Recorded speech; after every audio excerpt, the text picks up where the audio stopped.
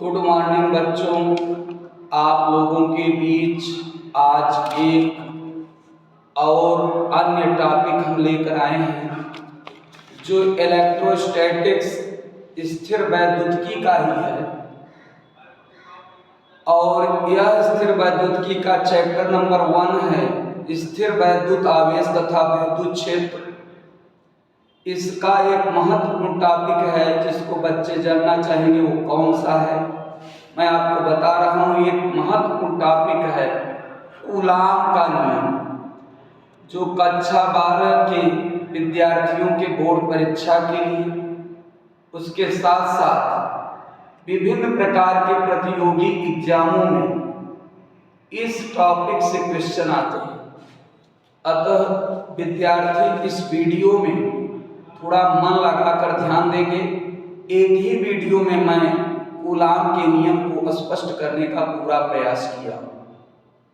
मैं आप लोगों को ये बताना चाहता हूँ कि एक कूलाम का नियम बना कैसे। तो पहले कूलाम का नियम बनाने के लिए मैं आपको एक जानकारी ये दे देता हूँ कि कूलाम के नियम में वैद्युत बल की जरूरत होती है। अब वैद्युत बल की जानकारी आपको मिलेगी आवेशों से।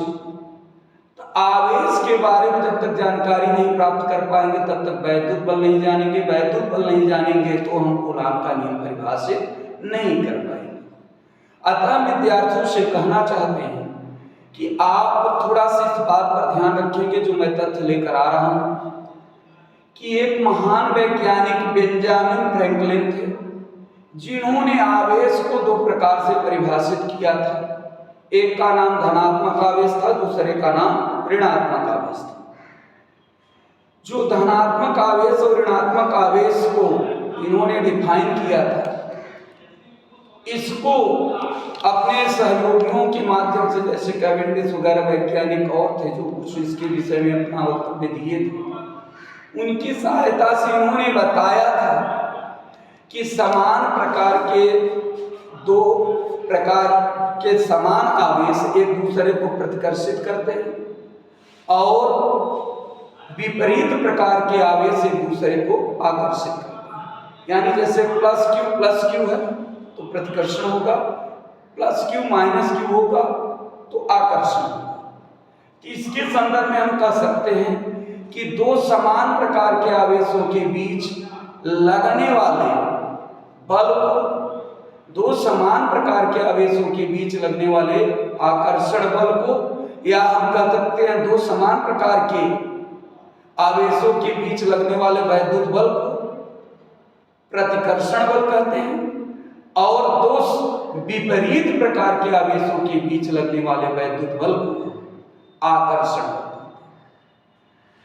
कहने का अर्थ है कि वैद्युत बल आकर्षण और प्रतिकर्षण दोनों होता है।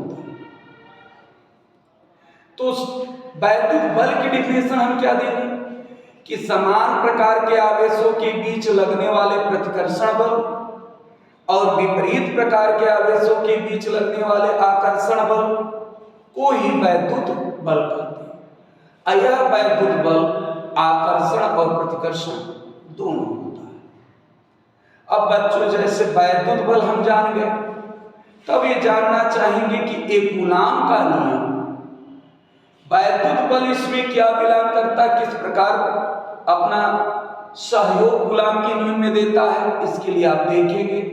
तो मैं इंट्रोडक्शन के रूप में आपको कूलाम के नियम में पहले बताना चाहता हूं कि कूलाम के नियम का इंट्रोडक्शन क्या है, यानी ये नियम किस लिए बना, किसके संदर्भ में बना, उसके बारे में हम जानकारी प्राप्त करना चाहते हैं, किसने बनाया है।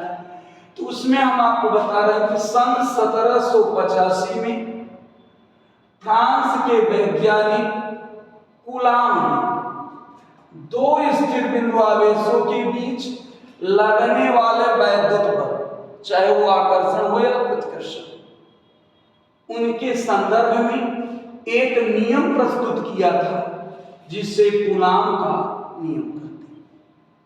सन 1785 में फ्रांस के वैज्ञानिक कूलाम ने दो स्थिर बिंदु आवेशों के बीच लगने वाले वैद्युत बल के संदर्भ में एक नियम प्रस्तुत किया था जिसे कूलाम का नियम कहते हैं।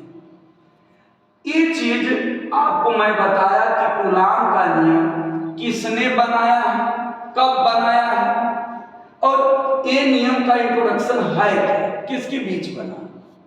तो ये जानकारी मिली कि दो बिंदु आवेशों के बीच बना।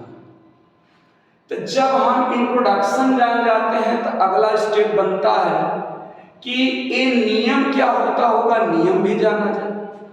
तो नियम पहला इसमें लिखा नहीं गया है क्योंकि वीडियो लॉन्ग हो जाएगी, इसलिए मैंने प्रयास किया है कि जितने कम समय में पूरे तथ्य को दे सके। प्रयास मैंने छोटी वीडियो के लिए ही किया है जिससे आप आसानी से पूरा देख सके और समझ सके। तो नियम मैं बता रहा हूं, उस पर गंभीरता से थोड़ा सा ध्यान देंगे कि दो बिंदु आवेशों के बीच लगने वाला वैद्युत बल, कोष्टक में आकर्षण अथवा प्रतिकर्षण, दोनों आवेशों की मात्राओं के गुणनफल के समानुपाती होता है। और यही जो आकर्षण प्रतिकर्षण बल है, जो वैद्युत बल है, दोनों आवेशों के बीच की दूरी के वर्ग के व्युत्क्रमानुपाती, अर्थात 1/r²। एक बार पुनः नियम सुना जाए, कूलाम का नियम क्या है, एक बार फिर से ध्यान दिया जाए। दो बिंदु आवेशों के बीच लगने वाला वैद्युत बल, कोष्टक में आकर्षण अथवा प्रतिकर्षण, दोनों आवेशों की मात्राओं के गुणनफल के अनुक्रमानुपाती और इनके बीच की दूरी के वर्ग के व्युत्क्रमानुपाती होती है। और इस बल की जो दिशा होती है, दोनों आवेशों को मिलाने वाली रेखाओं के अनुदिश होती है। यही कूलाम का नियम है।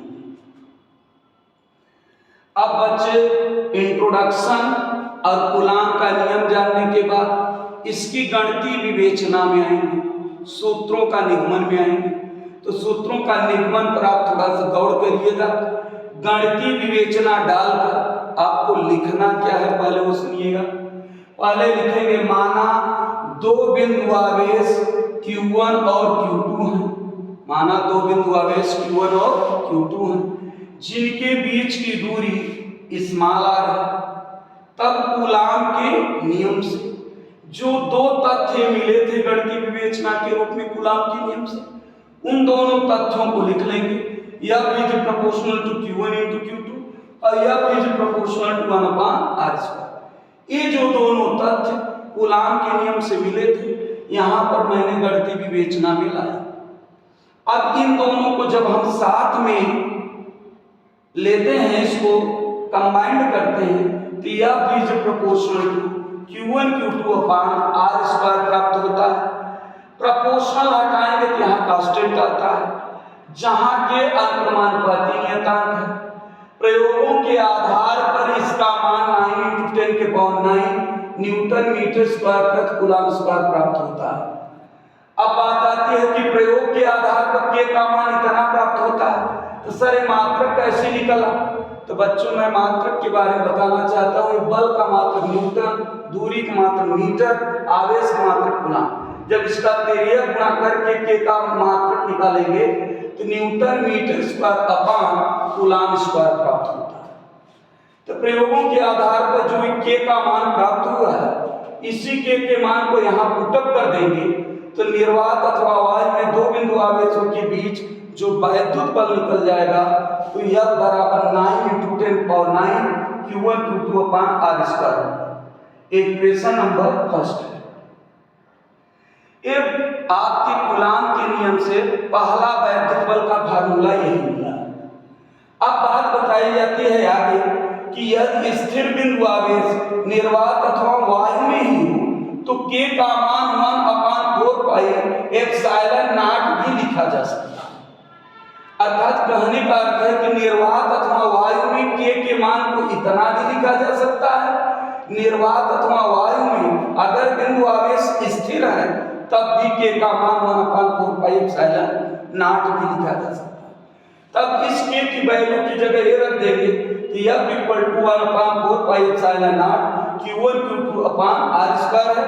ये कूलाम के नियम का द्वितीय सूत्र प्राप्त होता है जो एप्सिलॉन नॉट के पदों में।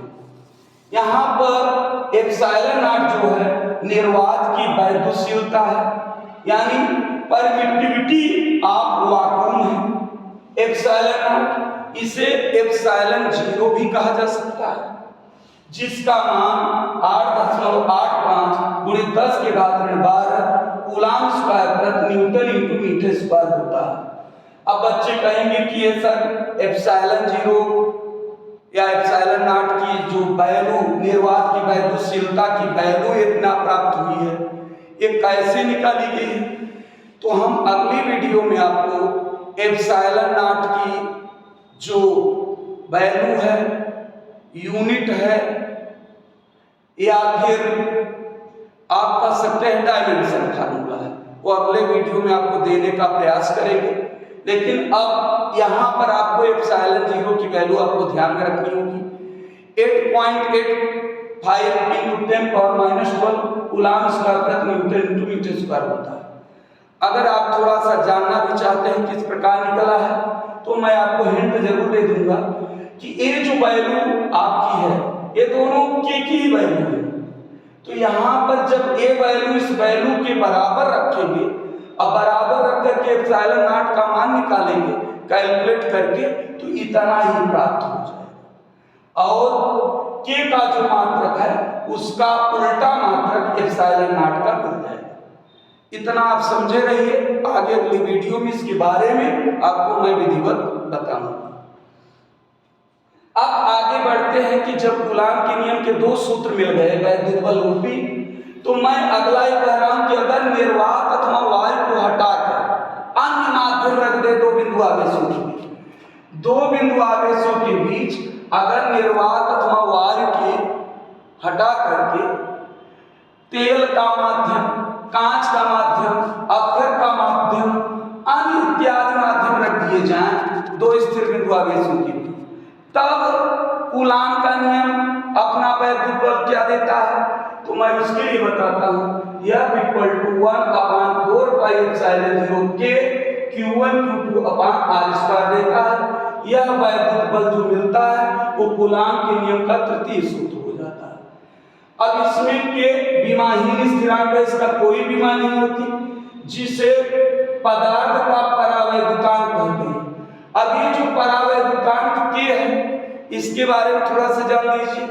जो परावैद्युतांक के का मान होता है वो निर्वात अथवा वायु के लिए 1 होता है और अन्य सभी माध्यमों के लिए 1 से अधिक होता है। लेकिन जो धातुओं के लिए परावैद्युतांक का मान होता है वो सबसे ज्यादा अनंत होता है, इनफाइनाइट। तो मेरे कहने का मतलब परावैद्युतांक के है, उसकी कोई डायमेंशन नहीं होती।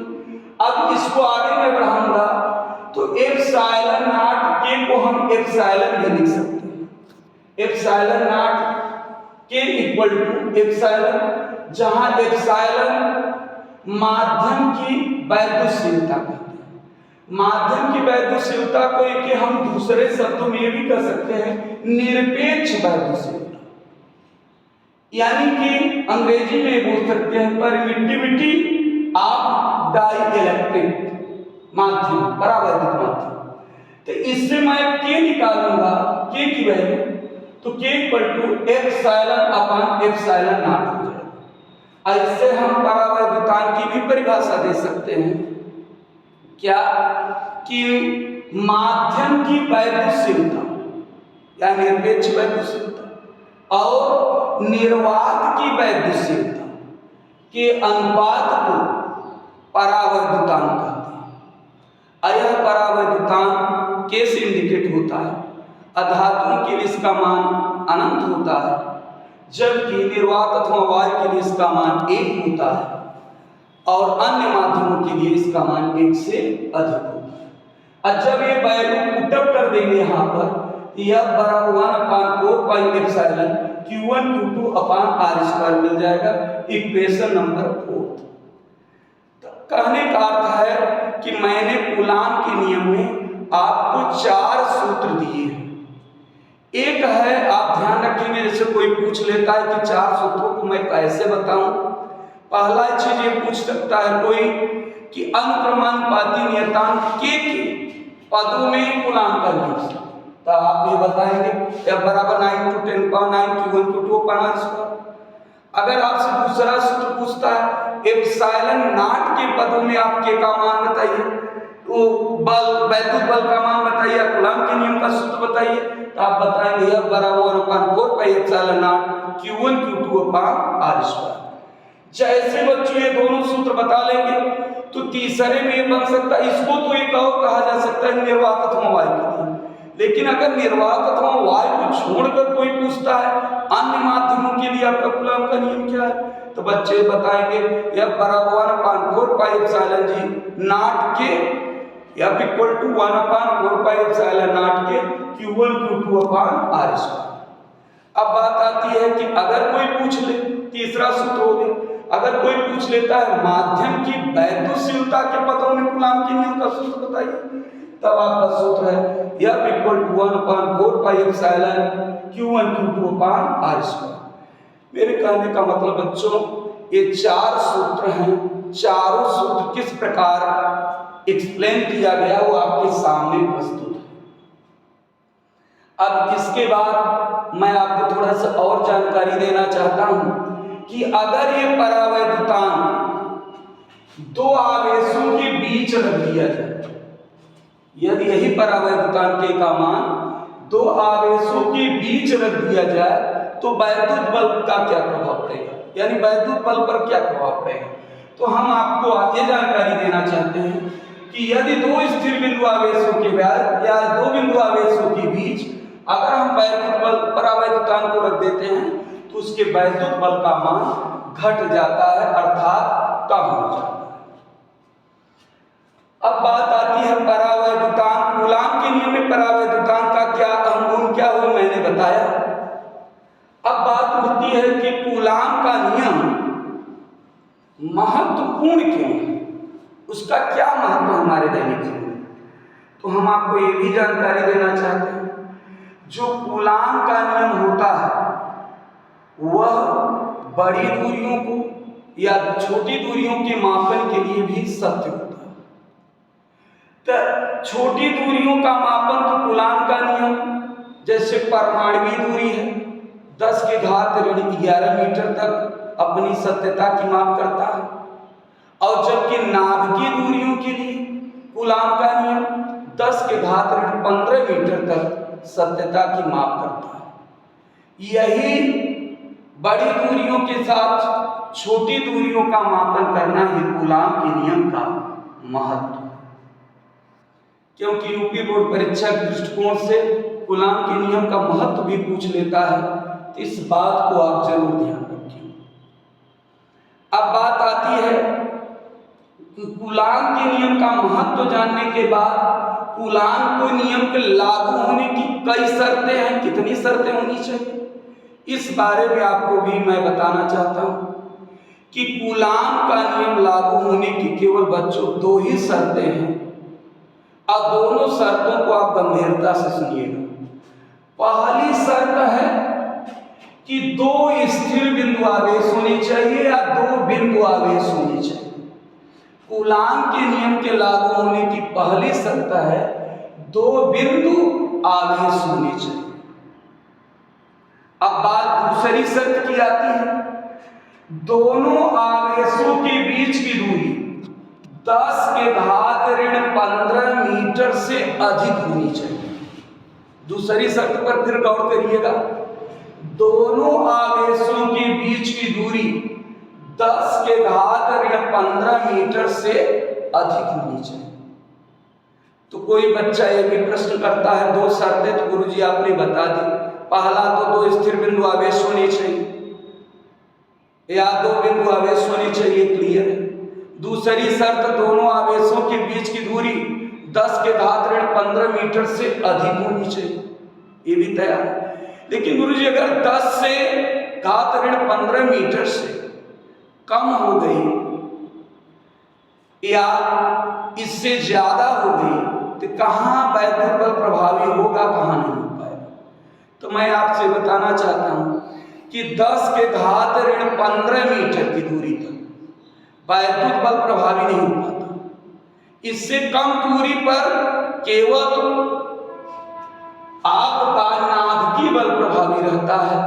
अब वैद्युत बल को प्रभावित करने के लिए 10 के घात ऋण 15 मीटर की दूरी से 10 के घात ऋण 15 मीटर से अधिक दूरी होनी चाहिए। इस तथ्य को आप जरूर ध्यान रखेंगे। यही दो मुख्य शर्तें हैं कूलाम के नियम। अब प्रश्न उठता है, एक और प्रश्न है कि ये वैद्युत बल, कभी कभी आप सर बात आ जाती है गुरुत्वाकर्षण कंपैरिजन के मामले में, तो मैं गुरुत्वाकर्षण बल और वैद्युत बल का कंपैरिजन के बारे में भी थोड़ी जानकारी आपको दे देना चाहता हूं। देखिए, वैद्युत बल का सूत्र आपको पता है, F = 1/4πε0 Q1 Q2 / r²।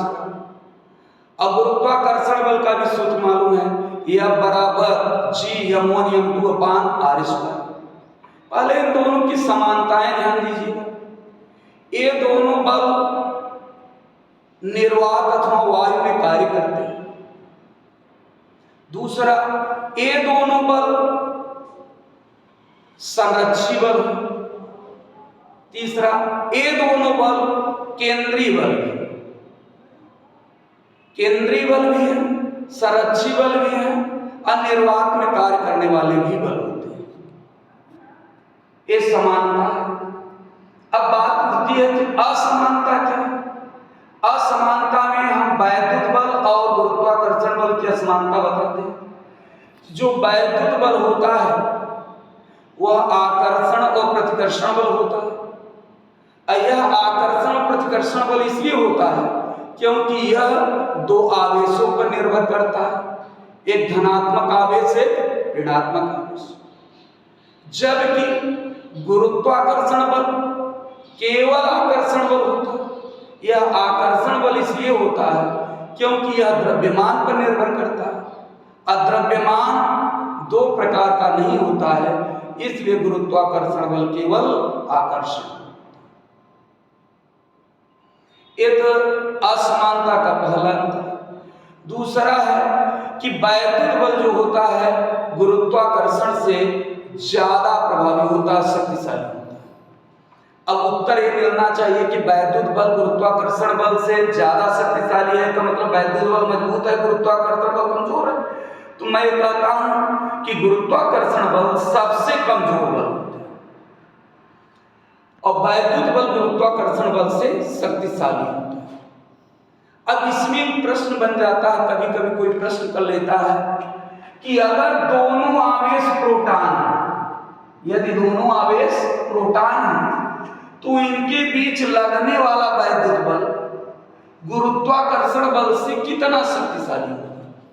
इस पॉइंट को भी थोड़ा सा गौर करिएगा कि यदि दोनों आवेश प्रोटॉन रूपी हैं तो उनके बीच लगने वाला जो वैद्युत बल होता है वो गुरुत्वाकर्षण बल से 10 के घात 36 गुना अधिक शक्तिशाली होता है। अब जब ये प्रश्न बन गया तो एक प्रश्न और बनता है कि प्रोटॉन हो गया तो अगर इनके बीच इलेक्ट्रॉन हो गए तब, तो इलेक्ट्रॉनों के बारे में भी ध्यान दीजिएगा कि यदि दोनों बिंदु आवेश इलेक्ट्रॉन है, यदि दोनों बिंदु आवेश इलेक्ट्रॉन है तो इनके बीच लगने वाला जो वैद्युत बल होता है उसके गुरुत्वाकर्षण बल से 10 के घात 43 गुना अधिक शक्तिशाली होता है। तो बच्चों, कूलाम के नियम में मैंने जितने इंपॉर्टेंट तथ्य थे यूपी बोर्ड परीक्षा के साथ साथ विभिन्न प्रकार के प्रतियोगी ज्ञानों से तर्कसंगत जो क्वेश्चन बनते हैं वो मैंने आपको बताया है। अब बात आती है कि इस क्वेश्चन को अगर पढ़ लिए हैं तो कुछ क्वेश्चन हम लोग अपने से भी करें। तो हम आप लोगों के बीच एक क्वेश्चन रखते हैं, इस क्वेश्चन को आप जरूर कमेंट बॉक्स में उत्तर देने का प्रयास करिएगा। क्वेश्चन क्या है, गंभीरता से सुनिएगा कि दो अल्फा कणों के बीच की दूरी 0.1 एंगस्ट्रॉम है, तो इनके बीच लगने वाला वैद्युत बल गुरुत्वाकर्षण बल से कितना अधिक शक्तिशाली होगा। फिर से बच्चे सुनेंगे, क्वेश्चन को रिपीट कर दे रहे हैं कि दो अल्फा कणों के बीच की दूरी 0.1 एंगस्ट्रॉम है, तो इनके बीच लगने वाले वैद्युत बल गुरुत्वाकर्षण बल से कितने गुना अधिक शक्तिशाली होगा। इस क्वेश्चन का उत्तर आप कमेंट बॉक्स में दीजिए। धन्यवाद।